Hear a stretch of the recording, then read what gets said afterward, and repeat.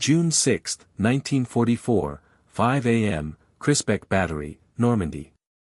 The air smells like salt and damp concrete, thick enough to taste, and the English Channel so calm it looks like a sheet of steel stretched over the ocean. I'm Oberleutnant Walter Ohmsen, leaning against the bunker's cold wall, sipping coffee that's been lukewarm since 3 a.m.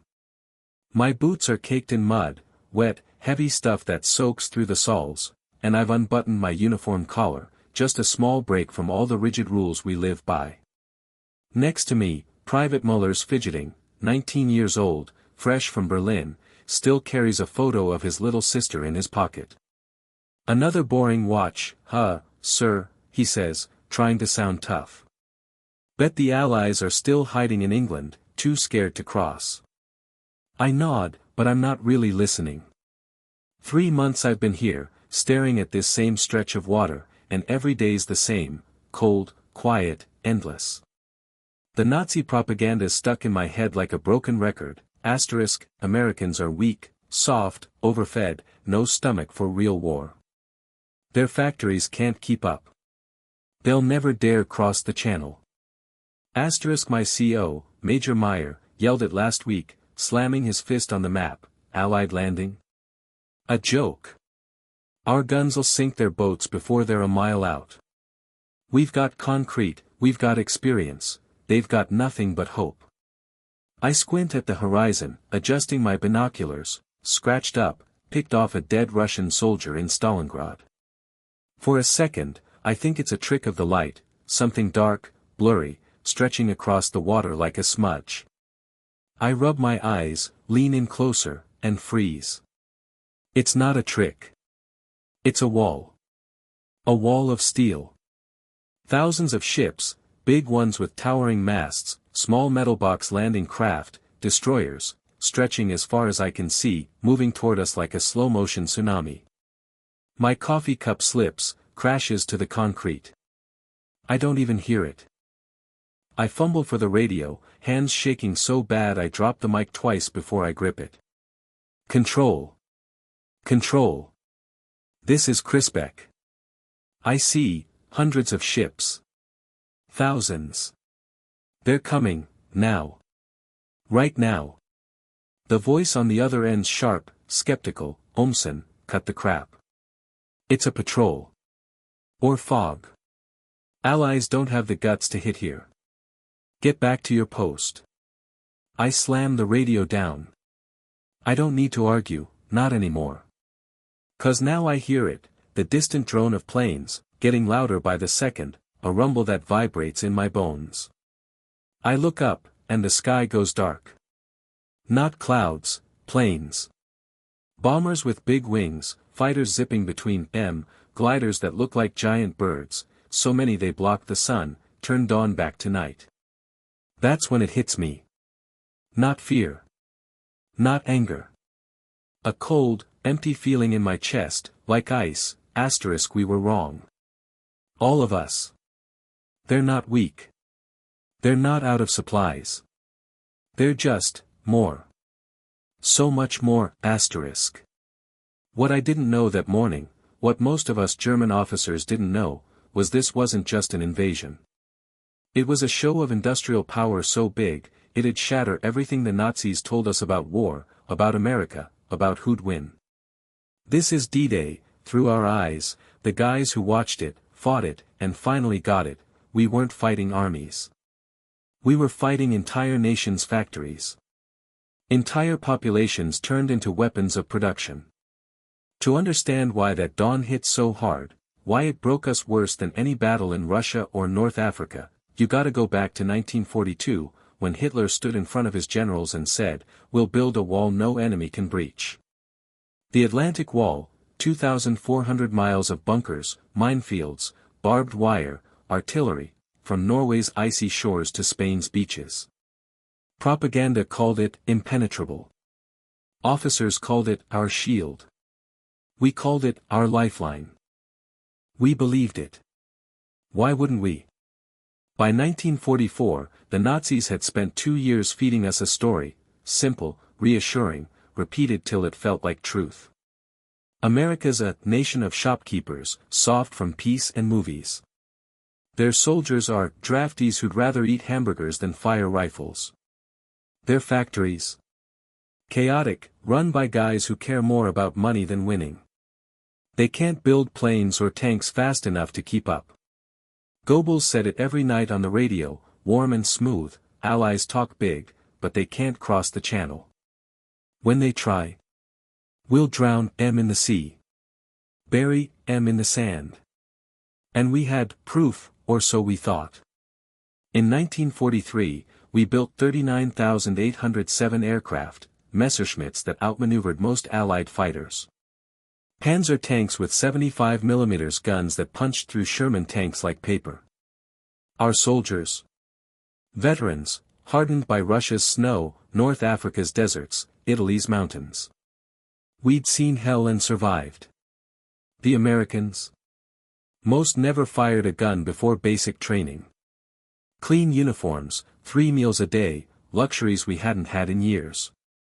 General Speidel, Rommel's right-hand man, wrote in his diary that spring, sitting in his Paris HQ, Allies lack two things, the guts to attack, and the factories to keep fighting. Even if they land, and that's a big if, we'll push M back in a week. Our defenses are too strong. Their supplies'll run out. Friedrich Ruge, the naval guy who helped design the Wall's batteries, told us in May 1944, standing on a cliff over Omaha Beach, the channel's our best weapon. 21 miles wide, cold, rough, full of mines. Allies need thousands of ships, planes, tons of supplies. They can't do it. No one can. Even if they try, our guns'll stop M here. We had bunkers 10 feet thick, reinforced concrete that took a battleship shell and didn't flinch. 155 mm guns that fired 12 miles, picking off landing craft before they saw sand. Minefields so dense, one boat hit 3 or 4 mines. Tiger tanks hidden in hedgerows, 88 mm guns ready to strike. And Heinrich Severloh, later called the Beast of Omaha, a 20-year-old private with an MG-42, stationed at WN-62 bunker. His sergeant told him, "You'll kill 100 Americans before they take this bunker. They'll break. Soft men don't win wars." Severloh believed it, hell, I believed it, Muller believed it. All of us did. We wanted to believe it. 'Cause the alternative? Losing? It was too scary to think about. Then June 6th came. And the lie fell apart. Let's jump back to Crisbecq, 5:15 a.m. First Allied bombs hit, and the world blows up. The ground shakes so hard, I grab the bunker's steel frame to stay up. Dust falls from the ceiling, gets in my eyes, nose, mouth, dry, gritty stuff that makes me cough. The 155 mm gun next to me fires, once, twice, roars so loud it hurts my ears, but the crew's panicking. They can't see through the smoke, the planes, the chaos. Weber, a middle-aged guy from Hamburg, yells, "Where are they?" I can't see a thing. I climb to the top of the bunker, ignoring Muller's shout, "Sir, get down. You'll get shot." And then I see it, something that takes my breath away. The channel's covered in ships, turns out, there were 6,939 of them. Landing craft stream toward the beach in straight lines, like arrows. Destroyers fire at our bunkers, shells exploding in sand geysers 50 feet high. Above, the sky is black with planes, 14,674 sorties that day, one every 7 seconds. Bombers hit our artillery, turning concrete to rubble. Fighters chase our few Messerschmitts, flies next to their planes.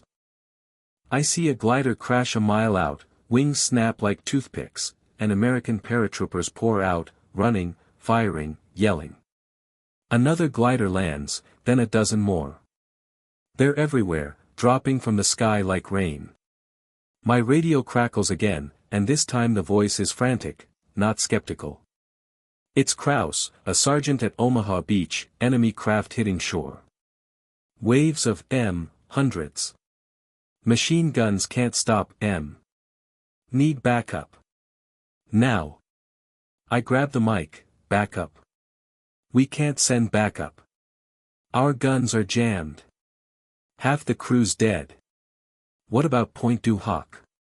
Can they help? Silence. Then, Point du Hoc's gone. Americans took it 20 minutes ago. Climbed the cliffs. We're surrounded. Muller sits on the concrete, staring at his hands. They're everywhere, he whispers. Really everywhere. I check my watch, 5:45 a.m. 45 minutes, and Hitler's impenetrable walls already cracking. Rouges on the destroyer Z-29 off Gold Beach that morning. He wrote later, I saw more ships in one day than my whole career. Destroyers, cruisers, landing ships, they just kept coming, like a river that won't stop. Our mines blew up a few, but for every one we sank, 3 more took its place. I stood on the bridge, thinking, where do they get all this? How can one country have so many machines? Spidels in Lisieux, 20 miles inland, when the 21st Panzer Division calls, our best tank unit. General Feuchtinger sounds like he's crying, can't reach the beach. Allied planes bombed roads, bridges, fuel depots. Tanks are stuck, no fuel, no ammo. We're sitting ducks. Spidel slams his fist on the desk, breaks a pen, this can't be. Where's their fuel? Their planes? They can't have this much. Impossible. That's what we all asked. Where? How? Turns out, the answer was Detroit. Pittsburgh. Los Angeles. 100 American cities we'd never heard of. In 1944 alone, America built 96,000 aircraft, 260 a day.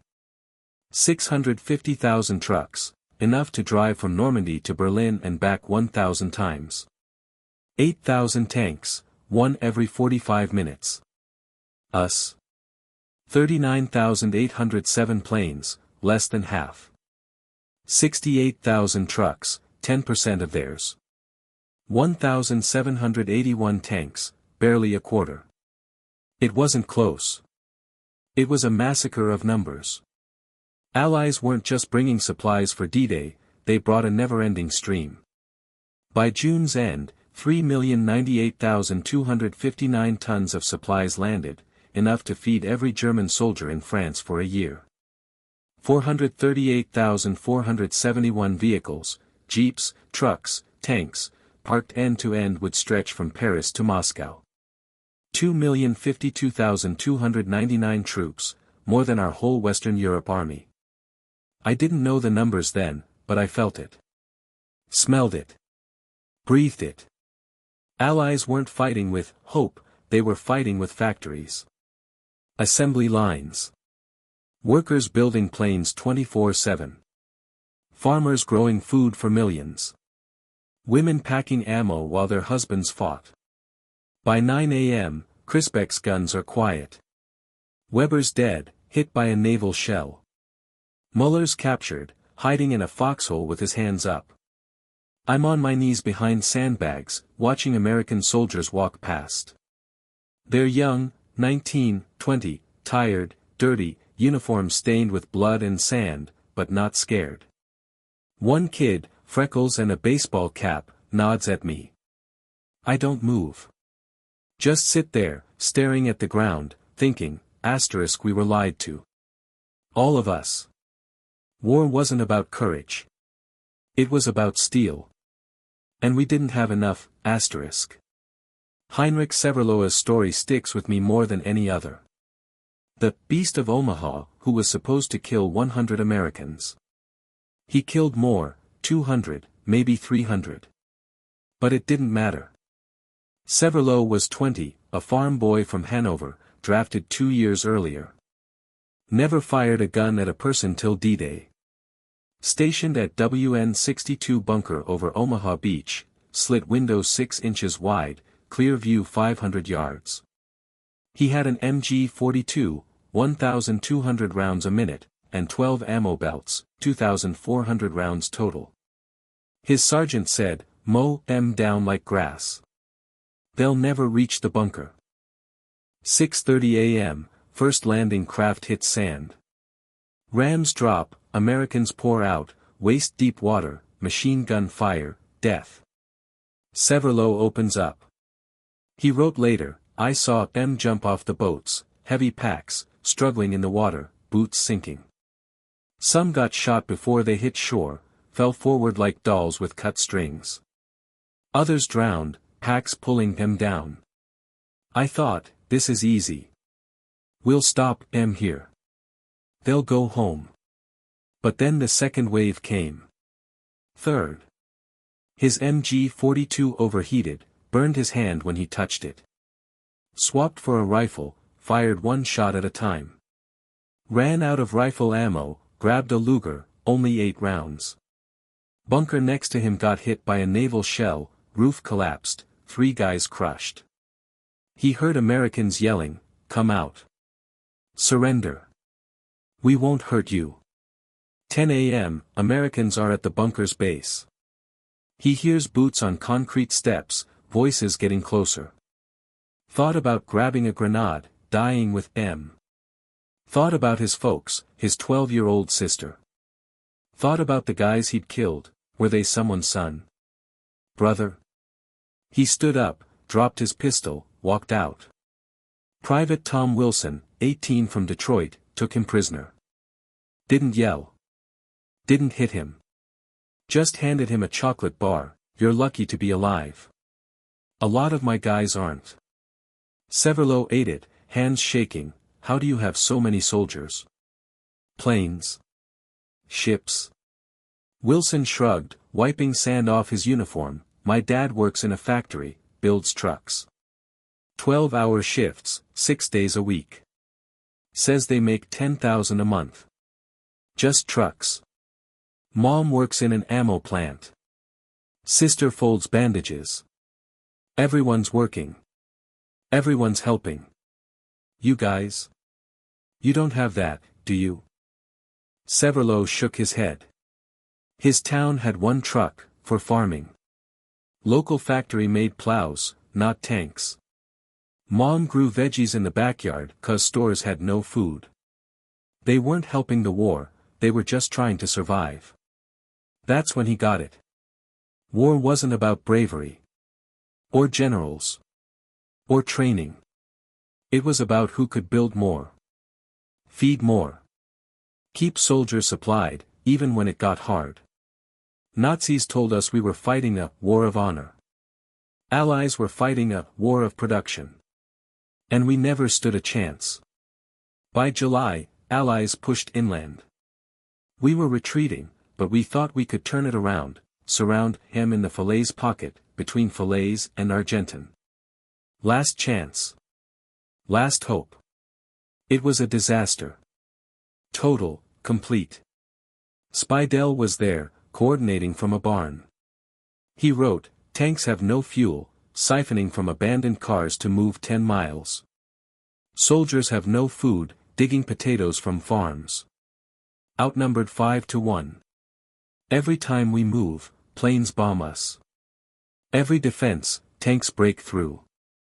I look at the map, all red. Allied forces everywhere. I think, this is the end. Can't fight this."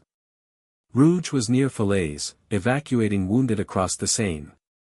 Saw a column of 50 German trucks, full of soldiers, trying to escape.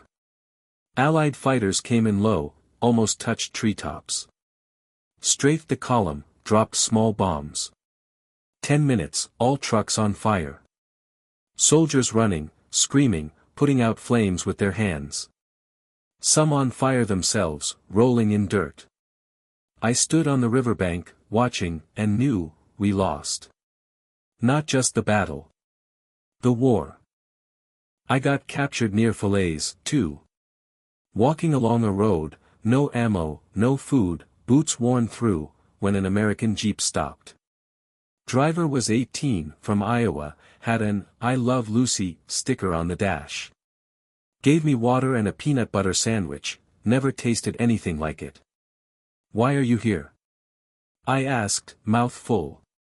He shrugged. Dad works in a tractor factory, built tanks for this war.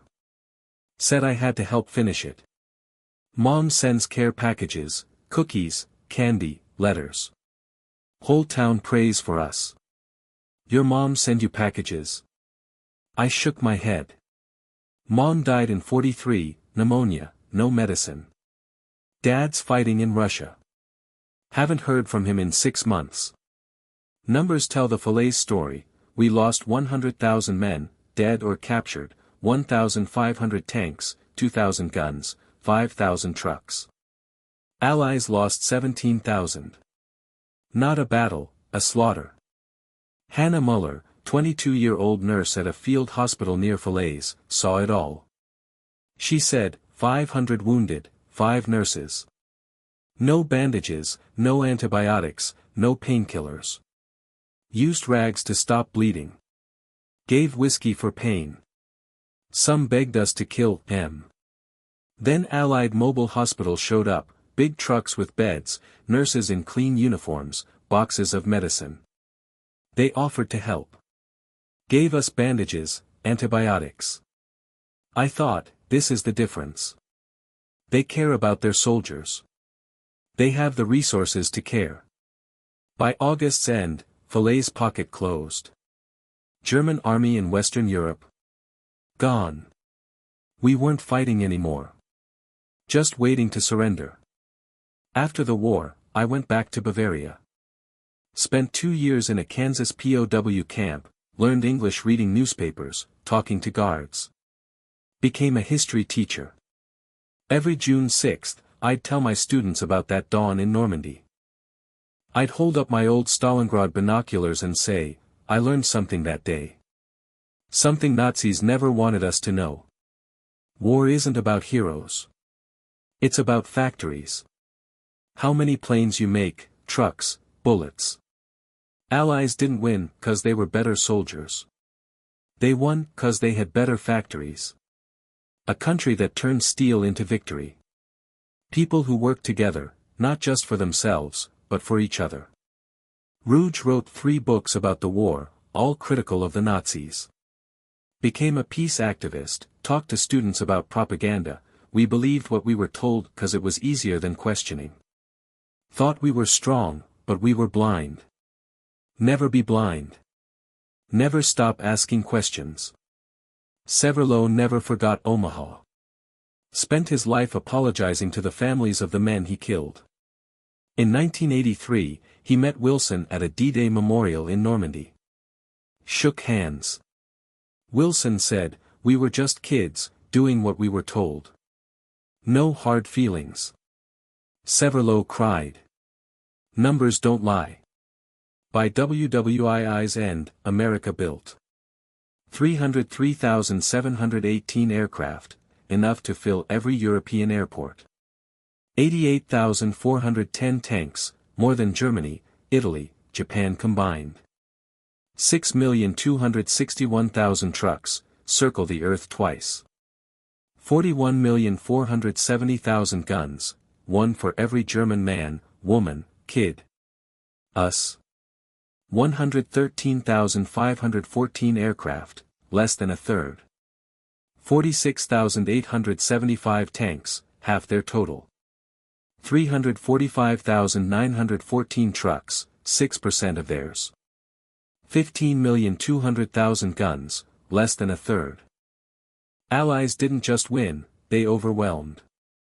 Turned total war into industrial war. And in that war, production's victory. But here's the thing, we forgot that lesson. We talk about D-Day as a hero story, and it is. Soldiers storming Omaha, paratroopers jumping into the dark, nurses saving lives under fire, they're heroes, deserve to be remembered. But we rarely talk about the factories. The machines. The people who made it all possible. The dad in Detroit building trucks. Mom in LA packing ammo. Kid in Iowa growing veggies. My students used to ask, who's the real D-Day hero? I'd smile and say, the guy in the factory. Built the plane that dropped the bomb, the truck that carried ammo, the tank that broke the wall. Without him, beach heroes have nothing to fight with. Without him, no D-Day victory. 80 years later, we still talk about D-Day. Make movies, Saving Private Ryan The Longest Day, build monuments, lay wreaths. But we don't talk about the factories. The assembly lines. The people who turned America into a war machine. But that's the truth of D-Day, of all modern war. Victory isn't just courage. It's capacity. A nation that turns resources, people, industry into a weapon. Working together, not just for yourself, but for everyone. I died in 2012, 92 years old. My last words to my grandson, Thomas, were, remember June 6th. Not just for soldiers. For factories. For truth. War's about steel. Always has been. Always will be. But peace. Peace is about people. Working together. Never forget that. If you go to Normandy today, you'll see monuments, stone crosses, bronze statues, walls of names. Beaches where we fought, bunkers where we died, cemeteries where we're buried. But if you listen close your eyes and imagine, you can almost hear it, hum of Detroit factories, clank of Pittsburgh machines, roar of LA planes being built. That's victory's sound. That's D-Day's sound. And we gotta never forget it. 'Cause if we do, if we go back to thinking war's just heroes and honor, not the people who make victory possible, we'll never get why we won. And we'll never keep the peace.